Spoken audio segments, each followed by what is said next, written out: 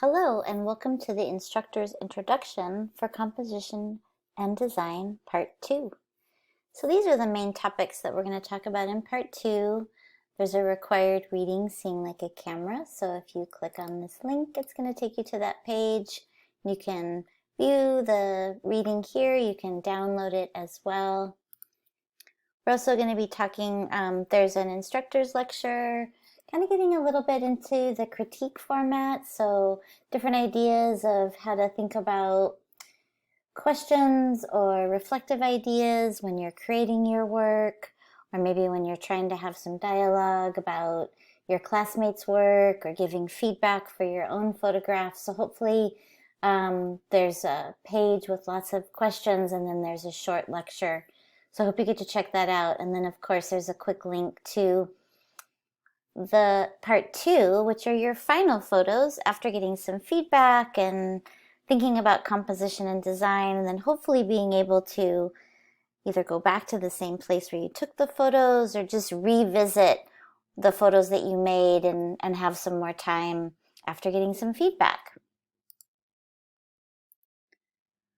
Our introduction, and there's a great 5-minute video, Stephen Shore, talking about his creative process, which might be helpful for you to check out.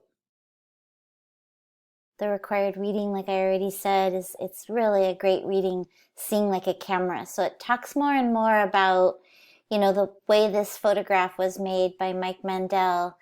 It's a long exposure. And so, as he was taking things in and out of the refrigerator, there had to have been some sort of a light that was creating these patterns, right?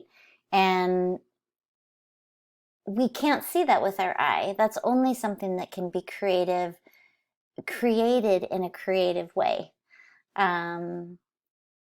So being able to use the camera and realizing that, I can do really specific things with my camera that I can't really do with my eye, but it's still using these methodologies of visual, but it's specific to the technique. So this is probably a really long exposure.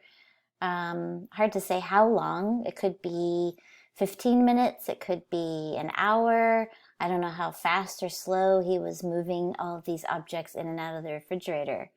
But it's a great photograph that really visually represents that idea of how a camera can show us the world in a unique way.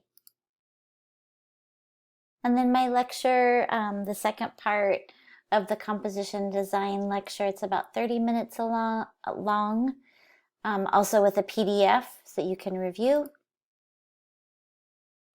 This is just the same artist list as before, but I put it here just so you could, if you had a chance and wanted to look at some photographers that you might not have looked at, it's available. I'm always going to be trying to turn you on to as many different photographers as possible. It's something I'm super passionate about.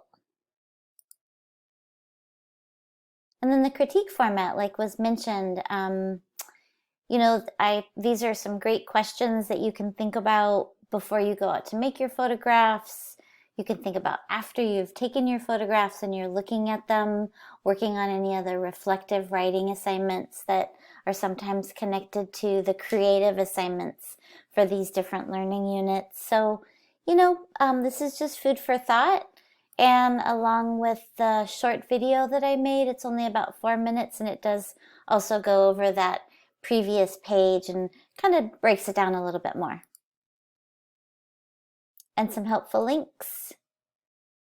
And then of course the Part 2, where you turn in your final photographs to be reviewed by myself and your classmates. So here's the prompts, and of course I go over all of that in this video. So that is Part 2, and I hope that it's helpful for you. If you have any questions, just shoot me an email via Canvas, and thank you for listening.